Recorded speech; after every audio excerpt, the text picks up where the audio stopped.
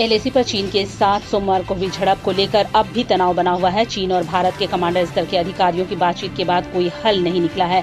पूरे एलएसी पर अलर्ट जारी किया है। भारत ने चीन से लगी सीमाओं वाले राज्य जैसे कि उत्तराखंड, हिमाचल, अरुणाचल प्रदेश और लद्दाख में आईटीबीपी चीन विवाद के बाद आईटीबीपी को 180 पोस्ट पर अलर्ट किया है।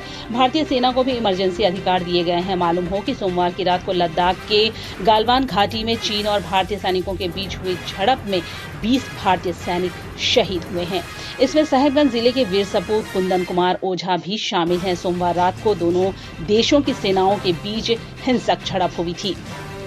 न्यूज एजेंसी एएनआई के मुताबिक इस घटना में चीनी सेना के 43 जवानों की भी मौत हुई है। कई जवान घायल भी हुए हैं। बता दें कि सोमवार रात को दोनों देशों की सेनाओं के बीच हिंसक झड़प हुई थी। ये घटना तब हुई जब सोमवार रात को गालवान घाटी के पास दोनों देशों के बीच बातचीत के बाद सब कुछ सामान्य होने की स्थिति आगे बढ़ रही थी। चीन के साथ हुई झड़प के बाद रक्षा मंत्री राजनाथ सिंह ने chief of defence staff general Bipin Rawat समेत तीनों सेनाओं के प्रमुखों के साथ बैठक भी की थी। बाद में मंगलवार को देर शाम तक प्रधानमंत्री आवास में रक्षा मंत्री, गृह मंत्री के साथ पीएम नरेंद्र मोदी ने बैठक की थी। इसके बाद आधिकारिक तौर पर मारे गए भारतीय सैनिकों की संख्या जारी की गई। कोयला वाले घरों को रोशन तो करते हैं, बच्चों का भविष्य भी संवारते हैं।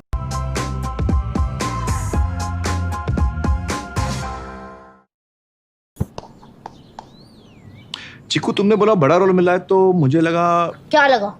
लगा कि सेल्फी तो बनती है। चाचू, मेरा टैलेंट सेल्फी में फिट नहीं होगा। ओह,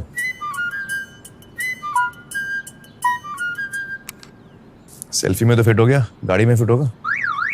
105 degree super wide selfie on Vivo V19. लोगों के घर में झांक ना छोड़िए मखीजा, तू भी अपने घर में सेफ पेंटिंग करा ले। शूटिंग के लायक होगा तेरा घर। Asian paints safe painting service. Missed call दें 80504 80504 पे। वाह,